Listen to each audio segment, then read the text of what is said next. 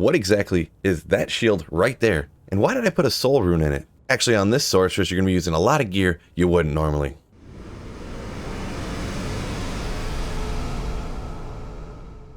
Look at this Sorceress right here. You notice that shield looks a little bit different than every other Sorceress, right?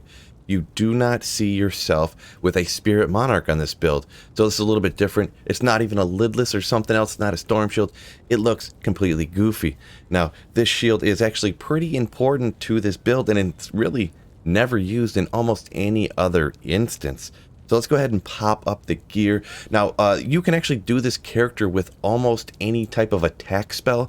The main stuff that you're going to want to look at is the survivability spell of Energy Shield, which we'll look at a little bit later. But we're going to go ahead and look at the gear first off. So pull this up here, and it looks similar to a regular Sorceress with some key differences. Now, we're going to go over the normal stuff first, and then we'll loop back around to the stuff that's a little abnormal here. Now we got an Oculus. You could go with the Hodo here. Oculus is perfectly good. Did a bunch of magic find, and since you're going to be out there, you know, hoping to find better gear, finding stuff that's valuable to trade for other things that you need or whatever, I prefer to use Oculus over Hoto, and I don't mind the chance to teleport. It's all up to you on that particular item. Shaco up here, it is unsocketed. You could throw a Topaz in it, or you could boost up the survivability even more by throwing in a Soul Rune, which I'll explain in just a minute. Now, as for the other stuff that's pretty normal, we got a Skin with the Viper Magi here, but here is that Soul Rune that I was speaking of. The important thing actually from the Soul Rune, which is interesting for this build, is that damage reduced by 7. Now that you get from the Soul Rune, and also on the Viper Magi, you get magic damage reduced on it already. This one has 13, I believe it rolls within a range. But usually it's usually damage reduced and magic damage reduced is completely overlooked by literally everybody. Usually nobody cares, except for in this instance on this build. And actually, these damage reduced things here are the key to why this Sorceress is almost invincible. Now notice these are flat damage reduced, and they kind of seem like small numbers. They're not percentage reduced. And that is important to note. You want the stuff with this damage reduced and magic damage reduced by the actual solid number, not the percentage necessarily. I'm not saying that's bad, like the 10% damage reduction on a Shaco, but that's not the main thing we're looking for this particular build. And that's why this particular item over here, Gurk's Sanctuary. Most people might not even recognize this at all because it's never used. Nobody usually ever wants it. But it does have the other stats there with the 30% better chance to block, which will help you out too, and the replenish life if you ever do take a little bit of damage to your life ever. But the 23 to damage reduced and 14 to magic damage reduced is the important thing on here. That is a massive ton of damage reduced on this particular item. Along with that, it does have all res as well that rolls within a range. So that's just what I had on this particular one. I had a 23 res Gurk's Sanctuary. Now for the rest of the items here, because I did mention earlier you have Energy Shield, you want that amount of mana to be up. So over here, Frostburns, any Energy Shield build, I usually always recommend to go with Frostburns because that increased maximum mana by 40%. Along the same idea there, we have an SOJ over here. If you can get your hands on one of these, get that increased maximum mana by 25% and 20% to mana. Obviously, 1 to all skills is going to be nice as well. Now, for these next two items right next to each other, the belt and the other ring, I have a Dwarf Star. That way you can get Fire Absorb, so you don't have to worry as much about your resistances because you get that 15% Fire Absorb. Also, it does have 13 magic damage reduced on it as well. So that's adding to the idea of the survivability here also. Now for the belt, I actually have a T-Gods on here, crazy enough. It gives you 20 life, 20 strength. So 20 to strength is 20 points you don't have to put into strength. So what you do is you pump those into mana. So that's essentially 20 to energy helping you out there. But also, down at the bottom, a lot of people know, 20 lightning absorb, so you're pretty much not afraid of fire or lightning anymore. It essentially does not hurt you. In instances it does a little teeny bit, but you don't really need to worry about that. Up here I have for this particular build, a bleeping nasty amulet. 30 to strength, 50 to mana, regenerate mana 10%, and actually a little bit of magic damage reduced on it as well. 3 magic damage reduced. 30 to strength, just as I said with the T-Gods, 30 to strength might as well be 30 to energy because that'll be 30 points. You don't have to put in the strength to wear the Gurk Sanctuary over here. So For sorceresses, every point you put into energy, you get 4 points of mana. So that's essentially having 120 mana with 50 mana on top of it on your amulet. Also, it has the 2 to sorcerer skills and the cast rate, obviously. The damage reduced. This amulet is literally, in my opinion, just gold and perfect for this particular build right here. On Switch, I do have a CTA. Usually you'd want to have something else over here, either a lidless for 1 to skill or a spirit. I didn't want to put the extra points into strength to wear a spirit monarch. So I decided, and I don't have a lidless laying around. I usually just do not save them. So I am losing just a tad there. You would want to do that.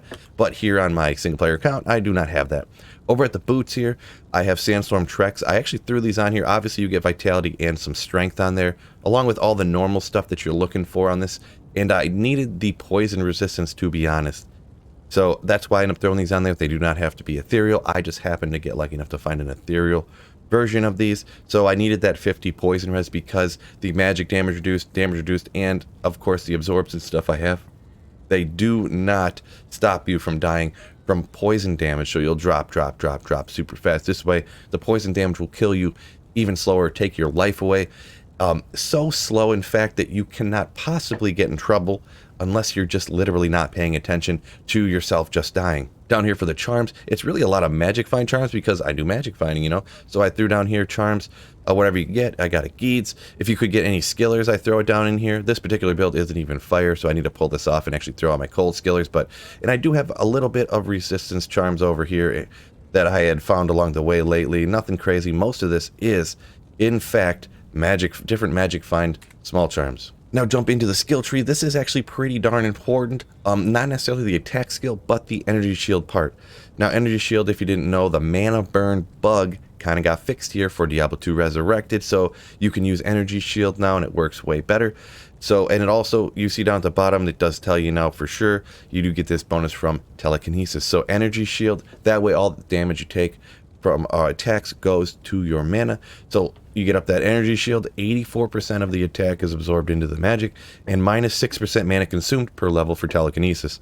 So that means you're going to be taking less of your mana damage away. So we got both telekinesis and energy shield maxed out there. Everything else here is just 1 to get down to it, and obviously you need 1 into teleport. We'll jump over to fire. I just put 1 into warmth. You could put more points into warmth if you did something a little bit different with the mercenary gear, which we'll take a look at just after this, because I did forget slightly. And over in the cold skills, this is where actually my attack skill is going to be. Put 1 point into frozen armor just to get a little defensive boost. Why not? And I decided to go with frozen orb because it's a skill that doesn't really have a ton of synergies that you need to max out to get it to be able to kill. It's not going to be absolutely slaughtering players 8 cows or players 8 chaos sanctuary, but it is a goodish skill when you don't need to max out, you know, 3 different synergies like Blizzard. Blizzard would be a good option as well. Like I said, the actual attack skill is all up to you where you want to farm. You could go Blizzard and then just do a couple of the synergies and some cold mastery and call it a day. You could do the frozen orb like I said here. You could even come over here and come down to Hydra. You could go Fireball. You could go Nova. Nova's just got the 1 synergy of static, and then you could put some points in lightning mastery and have yourself an invincible Nova Sorceress. So the attack skill is not the important part of this particular build guide or these tips I'm giving you. So I'm going with frozen orb right there. So pick whatever one you think will fit your play style the best. Now we will jump and look at that mercenaries gear now, and here we got, it's just a pretty basic over here for an Act 2 mercenary. We got the insight for the meditation aura. So because mana is actually your life, it's your lifeblood. So the mana regeneration is like super fast health regeneration essentially on an energy shield sorceress build. So insight, in my opinion, is the way to go. If you don't have an insight over here, you better max out warmth and do some build where maxing out warmth helps out your attack or whatever. But this is the way I'd go with almost anything over here. Insight, we got a treachery. Obviously having a fortitude over here would be better. For your mercenaries, whatever you want to use for your mercenary essentially, but I would really recommend using that insight. Up here in Daryl's Visage, I just haven't made a fortitude on here yet. I would much rather probably throw a fortitude on for this particular character and this particular build. And we will look at the stats that I have right here. I need 133 in order to use the Gurk Sanctuary, but when I put enough strength up to where I believe it was the boots or maybe the T-Gods, the strength jumped up real quick, and I couldn't get it exactly down to the 133. Not a huge deal, but you want to get that as close to the lowest strength you can have to wear your gear. Didn't put any into dexterity, and actually nothing into vitality, which is not standard out here in Diablo 2 Resurrected. I dumped everything into energy because, like I said before, energy shield, energy is your life. Now the resistances look a little bit on the sketch side, I understand. But remember, we got fire absorb, we have lightning absorb. Cold damage never is really a problem ever in Diablo 2 in my opinion. I don't really see a whole lot, except for certain instances. But poison is the important one, and that's why I'm wearing the boots, which I was wearing, that had the 51 poison res on it. That gets it up to cap out, so you will die incredibly slowly when you are in fact poisoned. And actually looking over at this advanced stats here is important for this particular one. We got the regenerate mana. These are the two really important ones right here. Damage reduced and magic damage reduced. So 43 and 30 respectively, and we do have 10 damage reduction from the Shaco. Replenish life could help you out a little bit too. If you lose a little bit of life from the poison, you will replenish life slowly there. Almost 300% magic find on this build too with this gear. So 300% magic find is a very, very solid point to be at when you're out magic finding. We do have hit recovery too. And the important thing here to note, my cast rate, I did not pay incredible attention to it because with frozen orb, it's not as important because there is a cooldown anyways. So you can't just spam it, spam it, spam it. Kind of with Blizzard, there's a cooldown as well. So you can kind of look at it that way. You could do a little bit of stuff here and there if you want to get to the particular breakpoint which you want to get. If you want to get a little bit more, like you get more cast rate from the Hoto, you could have a better caster amulet and things along those lines. Or replacing a Shaco for a Griffin's Eye or some sort of circlet that had FCR on it as well. It is a little bit on the low side, but really doesn't really matter. Nothing at all to me. And the other stuff, not important to glance over, but I did want to show that off right there. So yeah, Phil, how immortal really is this build? So let's go ahead and take a look at it. We're going to get all of our stuff going, and we're going to head out. Why don't we just go to Frigid Highlands here? I am a cold sorceress here, but I'm just going to go out here and show you me getting hit, getting hit, getting hit. We are on players 1 difficulty, but we'll just go out here and see if we can get hit and see if we can take literally any damage. Now, I am constantly going to be getting teleported from getting hit from the Oculus, but man, they can't even barely hurt me. You see my mana goes down ever so slightly over here, and then yeah, it just goes right back up. You can't even get hurt. My mercenary meanwhile is just ripping everything out here. This is players 1, like I said, but they can't even touch me. I did not even get hurt. These are all elemental attacks there. Let's go ahead and jump. This is players 1 to the Chaos Sanctuary. You know, they come at you with the Venom Lord shooting fire. They come at you with a bunch of other stuff like that. You will get poisoned, you will get this, you will get that, a little bit of everything really. So let's go ahead and find some people to attack me. So here's some people, we can sit back, and that's a point, boom, right there. We do get poisoned, but look, it is not fast. You have nothing to worry about. You sit here, and the only thing that's really dealing me damage is the poison. So as long as you pay attention ever so slightly, you're going to be fine. Now, I will just go ahead and heal up right here from the poison damage, but yeah, you can't even get hurt. Let's go ahead and find some Venom Lords. There we go. Usually these absolutely wreck you. And my life is going down ever so slightly. Mana's not even moving. They're just sitting there wasting you. Nothing hurts you. You can't get hurt with this thing, except for poison slightly. But we can sit back. Those guys are immune to cold. My mercenary can handle those. But you can throw the frozen orbs into these Venom Lords and slap them down at a reasonably good pace. Now, once again, remember we are sacrificing quite a bit for the survivability of this build, so a good kill speed here, that's not bad for a player's 1 with a frozen orb, not even maxed out with all the synergies and stuff with the minus to cold res and stuff. Caster right here, 1 cast, you can wreck the casters.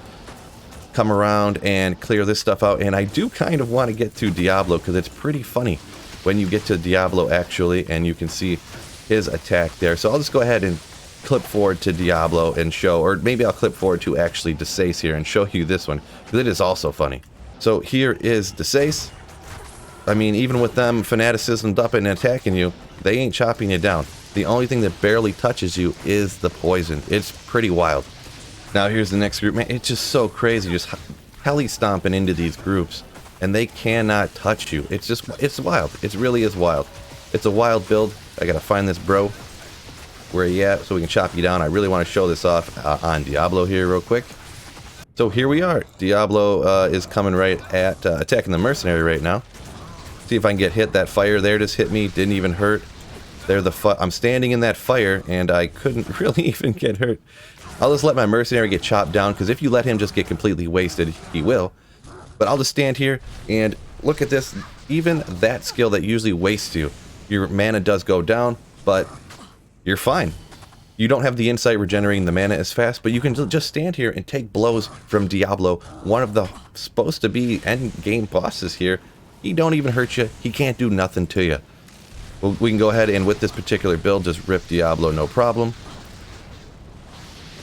Cast, take him out, no problem.